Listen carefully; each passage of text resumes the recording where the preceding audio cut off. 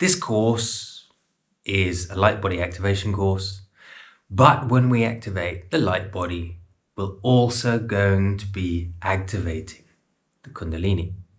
Kundalini activation possibly leading to Kundalini awakening.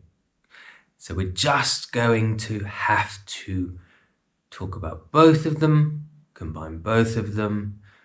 We'll have different things. For example, we'll have a video talking about the dangers of Kundalini activation, not so prominent at all in light body activation, but we need to have them.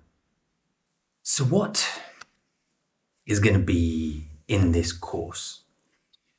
First of all, before I just run through what's going to be in this course, one of the main things we have to understand is in Kundalini activation, one of the biggest things we're going to come across is questioning ourselves, questioning our reality, and that can bring up quite a few problems and uncomfortable situations. So just right from the get-go, if you want to do this course, you've got to realize that, for example, what Krishnamurti says, it's questioning everything about us. But that's on the journey. So what it is going to be in this course, because I've done many courses and I've taken many courses, and I find so many of them are missing either basic information or key information. So we are going to be going right from the basics and covering through every step and seeing different aspects from different cultures to bring everything into awareness as we are working to activate and, of course, to be able to give sessions to other people. So what is going to be in this course? Well, first of all, we're going to be looking at understanding what is Kundalini awakening and Kundalini energy and preparing for the activation. With this, obviously, we have to look at the activation techniques. We've got to look at the processes of awakening. And sorry, this is going to be a no-frills course. As you can see, I've got something written to the side of my screen, so I make sure I put everything in the video. So what else are we going to be looking at? We're going to be, of course, looking at the potential challenges and dangers of Kundalini activation. This is a very important part of it.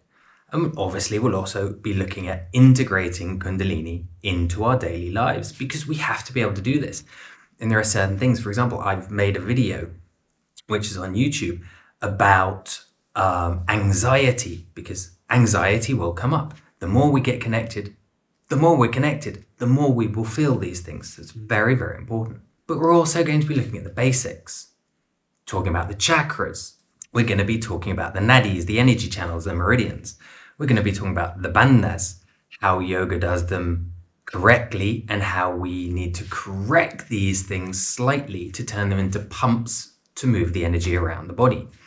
We're going to be looking at, of course, breath work and pranayamas. Again, the way some are useful and the way some can actually build up the energy too much, how to calm us down, etc., etc. We're going to be looking at what are called the granthis or the dantians, which are three main energy areas of our body.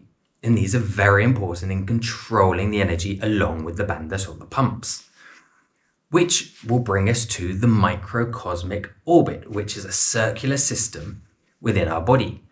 Some cultures will teach you it only flows one way, others will teach you it flows both ways. We will be looking at that.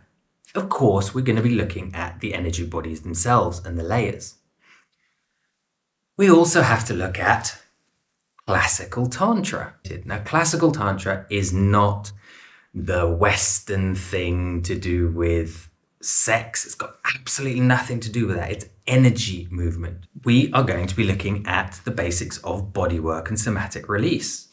For you personally, to be able to release things before you start working with clients, but also so you can use it with your clients on a basic level, because we don't need to go into huge somatic principles and know exact points and pressures, because we only need it on a basic level. Obviously, we're going to be looking at pranic energy and energy massages too.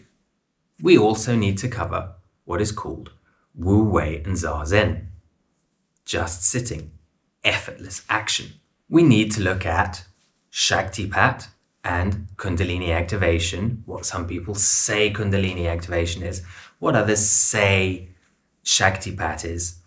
There are so many definitions and things, so we're just going to clear them up a bit and bring it back to the basics rather than the Chinese whispers about these things that have been played for thousands of years, changing things.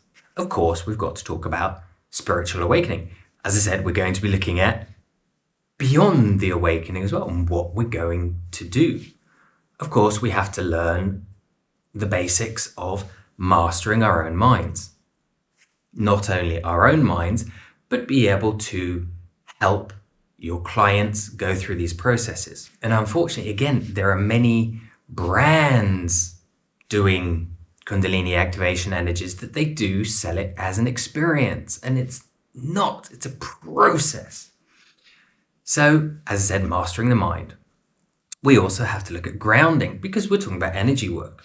Energy can be raised very high. So grounding is a very, very important part of this. We also have to cover the negative aspects and dangers of Kundalini. We'll probably look at this a couple of times because it is such an important part.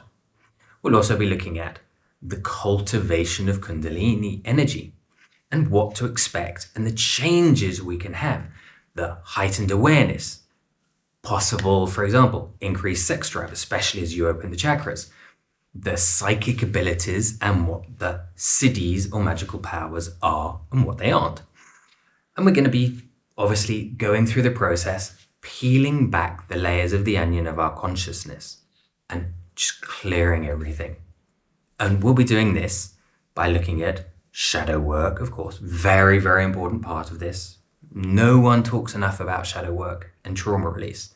Very important parts. We're going to be looking at passive and active work in energy, because there are two very different ways to do it, and we're going to be experimenting with both parts. Active can be very powerful, but passive can be just as powerful. And then, of course, we're going to be having guided practices within the course. We're going to be learning about giving sessions. We also have to initiate ourselves, or I will be initiating you into this energy, because without the initiation of the energy, there's going nowhere, really. Yes, you can learn to do this, and people have learned to do this without the initiations, just by building chi or prana. But with these energy initiations, it's where we get so much more powerful, so much faster. And of course, you will have, and there is a private group for everyone who's taken the course, so we can have group sessions together, we can have meditations together, and just form a community for people to ask questions and be answered in the community. We can discuss the problems of just general personal things, but also situations that arise by giving the practice. Because obviously this is not a course just for you to be able to activate yourself. It is a course where you're going to be able to then go out and help activate other people and give private sessions, group sessions, in a way that is the safest we can make it, the securest we can make it, and to help other people awaken and activate their energies. And then, of course, at the end, because you will be able to give sessions to people, we'll be looking at some basic business, I say basic, but very, very important business practices. How to get started in this, how to grow it. Because without any business practices, which again, very few courses will teach you. Well, you've got all this information, and you've got these skills and you can activate people, but how do you actually get out there and start doing this with people? Very, very important part of it. So this is what is going to be in the course.